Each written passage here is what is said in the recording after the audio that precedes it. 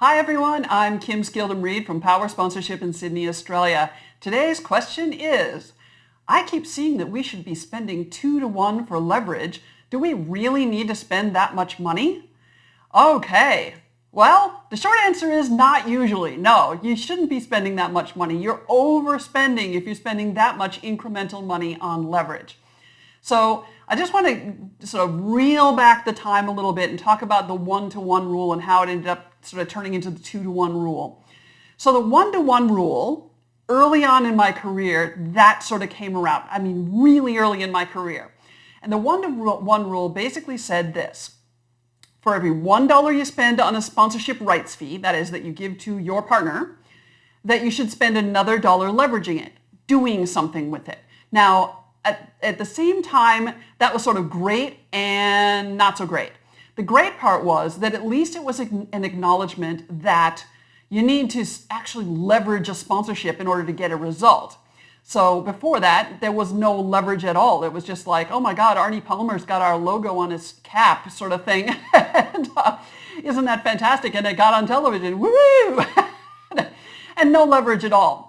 So the good thing was that it actually got sponsors to leverage. The bad thing about it was that the number was really arbitrary. I mean, somebody picked up 1-to-1 and the whole industry just bloody ran with it, man. And so as sponsorship became more and more cluttered, it kind of morphed into the 2-to-1 rule, where, for every $1 you're spending on a rights fee, you should be spending $2 leveraging it. That ends up being a big chunk of change. I mean, if you got a $100,000 sponsorship or a $5 million sponsorship and you have to spend twice that amount in order to leverage it, I mean, it can become an enormous amount of money.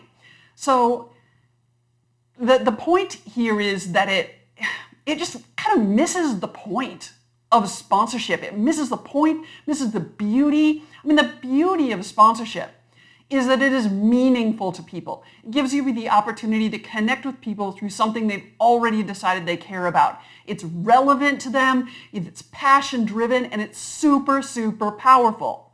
So here's the thing.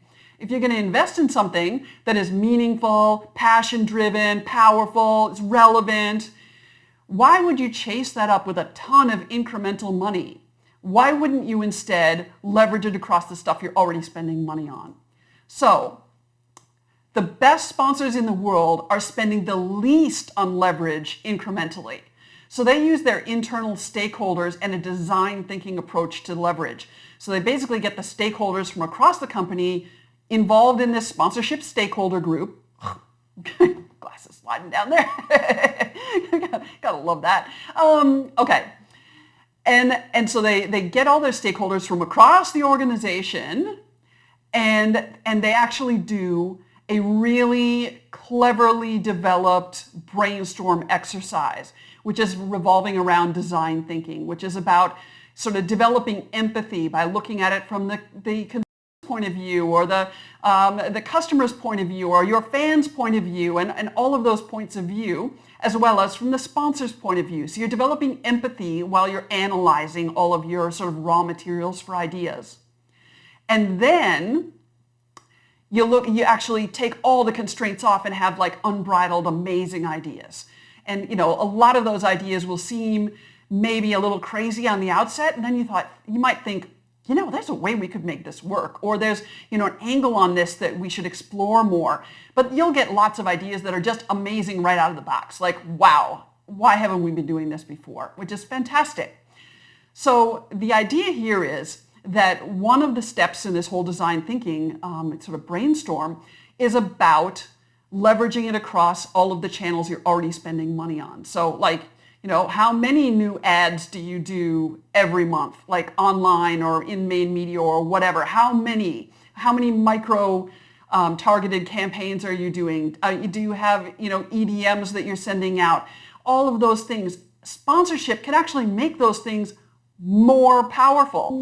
Doing things on package, in package, doing stuff with QR codes, all of those kind of things that don't cost you anything incrementally. I mean, why couldn't you, if you're doing 30 new ads for your car dealership every year, why wouldn't you theme one around some really amazing, really relevant, really powerful sponsorship that you do? Because it's just another ad, but it's themed around this thing that's meaningful. It's not going to cost you anything extra to do that, but it is a leverage thing. So the idea here is that, the impact, the dollar value of the marketing channels that are impacted by the sponsorship could be almost astronomical, but the actual incremental cost to you is minimal.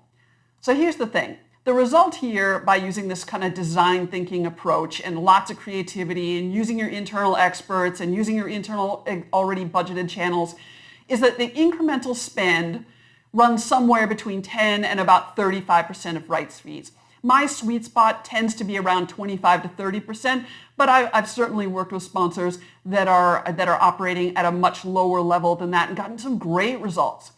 So certainly there is, the exception that makes the rule. If you're sponsoring something absolutely enormous, like a quadrennial event, a World Cup of some type, or maybe your city, your hometown is hosting the Super Bowl, or something just absolutely enormous that isn't going to roll up to your geographic area again anytime real soon, maybe it is okay then to spend up, because it's such an enormous platform if you're investing in it, that war chesting some money and spending up in order to wring every single dollar and every single sort of objective out of it is wrung out of it, basically, and while you've got it there, because it's not going to come back anytime soon. So you can learn how to create amazing and efficient leverage plans and all of that in the Corporate Sponsorship Masterclass, which is an online, on-demand sort of workshop that I do. And so the details on that are in the video description. And there's also a bunch of other links to information that will help you to get into this mindset and not into the chasing it with tons of money. So this will save you a bunch of money. All right. Need more assistance? Recommended additional resources and reading can be found in the video description. If you need professional help of the sponsorship type of course, I provide strategic sponsorship consulting, in-house and group training, keynote speeches, coaching, and sponsorship systems design for large, diverse, or far-flung organizations. Please note, I'm not a sponsorship broker, and I can't help you to secure sponsorship. There's also information in the video description about my comprehensive, on-demand online sponsorship courses for both sponsors and rights holders. Feel free to drop me a line if you have any questions about this video, or if you have a question you'd like me to address in another one of these Ask Me Anything videos. Contact details are in the description. If you found this video valuable, I suggest you subscribe to the channel so you hear about new how-to content as it becomes available. Thanks for watching, and happy sponsorship.